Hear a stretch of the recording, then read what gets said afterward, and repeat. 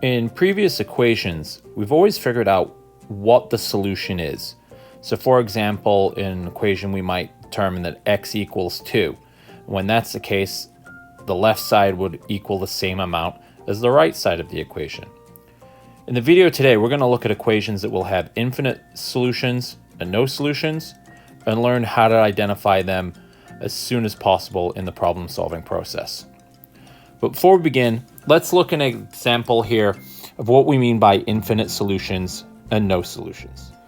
In the picture of the balance here that we see, the scale below, we can see clearly that x has the same value as 3 squares. So we can determine here that x equals 3. That is the one solution to that problem. But what would happen if I had x equals x? Well, in this case, there'd be more than one solution. So if x was 2 on this side, it would be 2 on that side. If x was 3 on this side, it would be 3 on this side. If x was 4 on this side, it would be 4 on the other side. So we can see here that because both sides are identical, there are going to be an infinite number of solutions. Whatever x is on one side, it will always have the same amount on the other side. So this is a visual example of what an infinite solution equation would look like. The left and the right side will be identical. Now let's look at an example of what an equation with no solutions would look like. I've got one set up here in the diagram of the scale. So on the left-hand side, we can see that we have x plus 2. And on the right-hand side, we can see that we have x plus 3. Now this equation will have no solutions because there's no possible way the left side will ever be the same value as the right side. And the reason for that is that although the x's are the same, I'm only adding 2 squares here while I'm adding 3 over here. This side always has one more square added onto it than the left.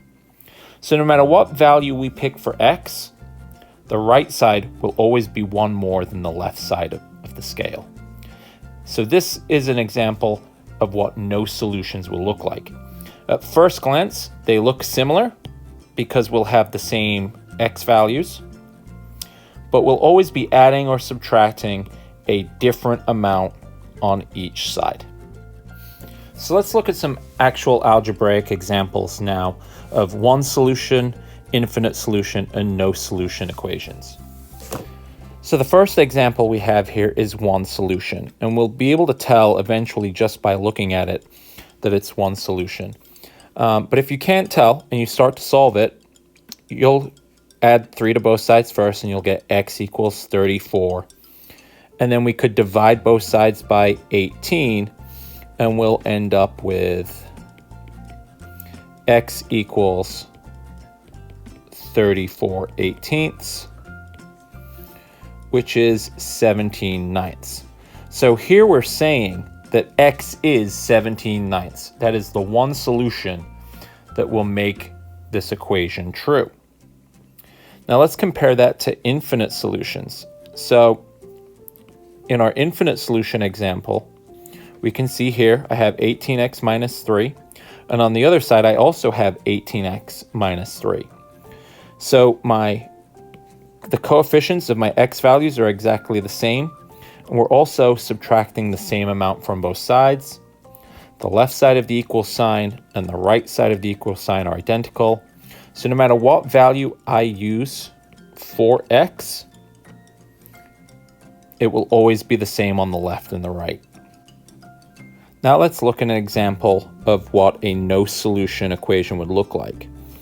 At first glance, they look like they could be infinite solutions. We have 40x here, 40x on the right side of the equal sign. However, you'll notice, look, on the right side, I'm adding 3. So this side here, the right side of the equal sign, is always going to be 3 more than this side.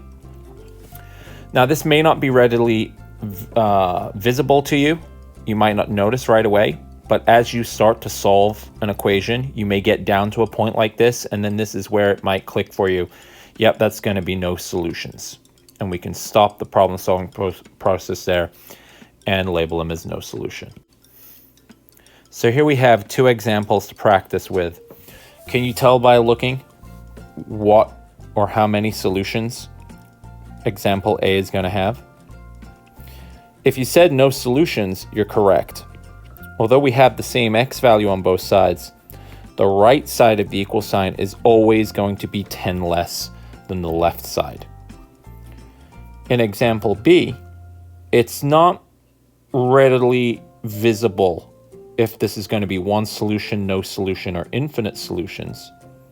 However, when I go to solve the equation, and I have 2x plus 10, and I distribute the 2 on the right side here, I end up with 2x plus 10, and I can see that the left side and the right side of the equal sign are identical, and because it's identical, it will have infinite solutions.